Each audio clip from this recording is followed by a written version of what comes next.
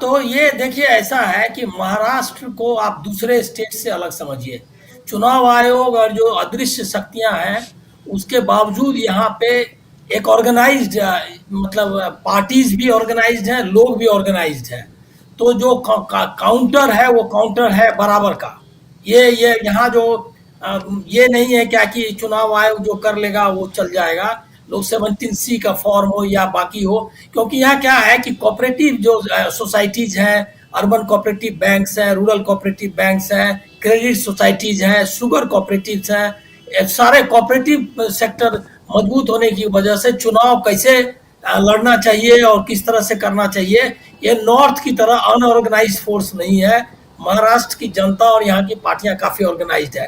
तो ये आपने देखा लोकसभा चुनाव में भी, और आगे भी देखेंगे कि चुनाव आयोग चाहकर भी उतने मैनिपुलेशंस यहाँ नहीं कर पाएगा जितना कि वो नॉर्थ या हरियाणा में कर पाया। एक तो ये मुद्दा है। दूसरा है क्या कि बीजेपी की कोई नैरेटिव नहीं बन पाई।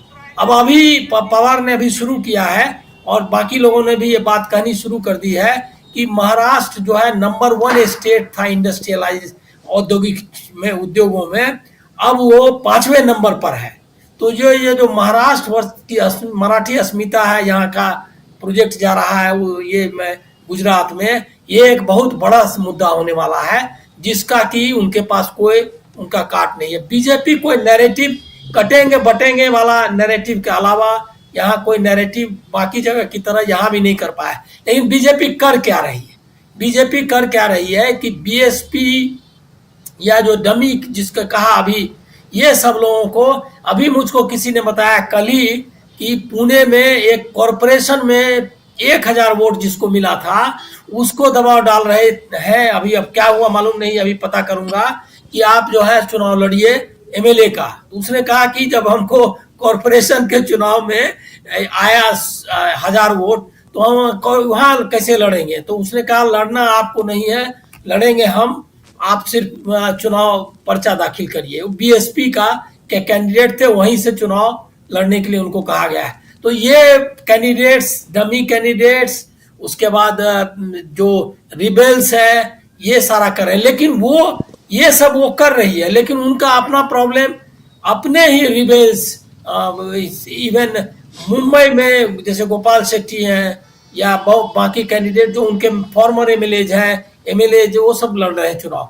तो अतुल शाह है जो कि मुंबा देवी से चुनाव, जहाँ की शाइना एनसी को इन्होंने टिकट दिलवाया है इससे शिंदे गुट के शिवसेना से। अब ये एक और चला है, इनके कई कैंडिडेट चुनाव लड़ रहे हैं सहयोगी दलों, खासकर शिंदे गुट से, और चुनाव सबको टिकट दे सहयोगी दलों से। अच्छा, एक परिवार में नारायण के जो फैमिली है, एक ही भाई, दोनों भाई, एक बीजेपी से और बगल की सीट से शिंदे गुट से खा, ये सारा टेंट्रम चल रहा है। लेकिन ये सब कितना कठिन है साधना, ये समझिए। अनिल जी एक सवाल, अनिल जी एक सवाल मेरे दिल में, दिमाग में गूंज रहा है कि क्या शिंदे गुट से बीजेपी जो अपने कैंडिडेट्स उतार रही है, क्या बाद में शिंदे साहब को अपने यहाँ मर्ज करने जा रही है, और क्या शिंदे साहब को किनारे करने जा रही है बीजेपी? क्योंकि देवेंद्र फडणवीस की तो इच्छा है कि वो सीएम बने, और अगर बीजेपी फिर से सत्ता पर काबिज होती है तो क्या देवेंद्र फडणवीस के अलावा, यानी बीजेपी के मुख्यमंत्री के अलावा कोई तीसरा कोई मुख्यमंत्री होगा? शिंदे साहब तो अभी से इस्तीफा देके घर बैठ जाएं या तो बीजेपी के साथ चले जाएं। ऐसी क्या स्थितियां नजर नहीं आती हैं आपको?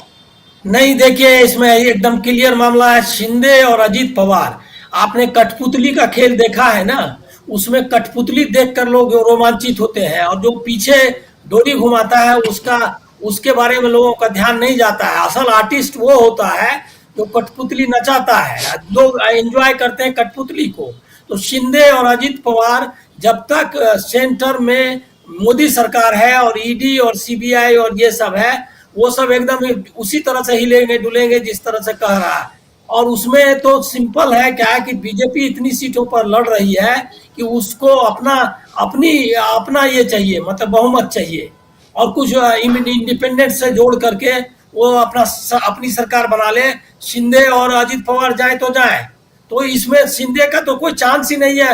सब आदमी समझ रहा है कि शिंदे को यूज किया और उनको थ्रो करने वाले हैं, यूज एंड थ्रो वाली स्थिति है, इसमें तो कोई डाउट ही नहीं है। शिंदे तो ये जान रहे हैं, लेकिन सवाल ये है कि जो पीछे जो कठपुतली नचाने वाला है, जो ईडी और सीबीआई है, उसका क्या करेंगे आप? अब बताइए कि कहाँ भी जहाँ उनकी अपनी सीट थी, जहाँ जहाँ वहाँ उन्होंने बीजेपी के कैंडिडेट्स लेकर के उनको उतारना पड़ा, क्योंकि दूसरा उनके पास ऑप्शन नहीं था। जो उनको कहा गया वो करेंगे।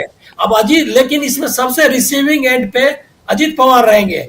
अजीत पवार रहेंगे ये कि बारामती सीट पे उनको टफ मुकाबला सामना उसका करना पड़ेगा, और इसकी वजह से उनकी बड़ी स्थिति अपना खुद की सीट लूज करने की स्थिति है। उन्होंने आंसू बहाए थे, और आज भी जो कह रहे हैं अजीत पवार ने साफ उसका उत्तर भी दे रहे हैं। बहुत इंटरेस्टिंग फाइट हो रही है, और बारामती मतलब समझिए कि एनसीपी की जो असली फाइट है वो बारामती में हो रही है।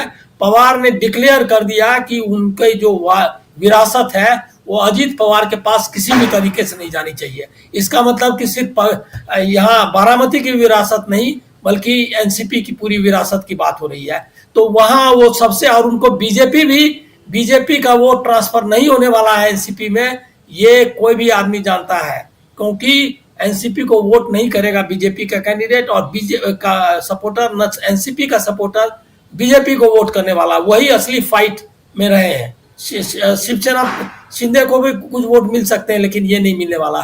तो बीजेपी का जो आपने फंसना कहा, फांसी हुई नहीं, बल्कि अगर उसके जो इनविजिबल एलाइज जिसके बारे में बात हो रही है, अदृश्य शक्तियां, वो अगर ना काम आए तो बीजेपी इतनी बुरी तरह यहाँ घिरी हुई है कि उसको बहुत कम सीटें मिलनी चाहिए। अगर फ्री एंड फेयर इलेक्शंस हुए और पैसे का इस्तेमाल या ईडी और सीबीआई का जो चल रहा है पीछे से इस्तेमाल, अब इनकम टैक्स वाला में आपने सुना ही कि 15 करोड़ रुपए पकड़े गए, उसमें 5 करोड़ दिखाया। पैसा बंटवारा का खूब तेज खेल चल रहा है। और लेकिन मैं कहूंगा कि बीजेपी के पास भी सिर्फ पॉलिटिक्स का मामला नहीं है। अब उन्होंने जो आर्य कॉलोनी हो या धारावी है, वो जो बेच दिया है, वो जो दे दिया है, कांजूर मार्ग, भांडुप, सारी बम्बई की जो प्राइम लैंड है वो अडानी को दे दी गई है। वो अगर वो सरकार में नहीं आएंगे तो उसको बचाना मुश्किल है, क्योंकि एक बहुत बड़ा मुद्दा है वहां। तो ये एकदम फाइट, एकदम क्लीन कंटेस्ट है दो फोर्सेस के बीच में। और दूसरा है कि बीजेपी के पास मतलब ये उसके लिए लौटना बहुत जरूरी है। कोई भी कीमत पर वो लौटने के लिए पूरी ताकत लगाएगी। वो ताकत जीतती है या जनता की ताकत, ये आपको देखना है।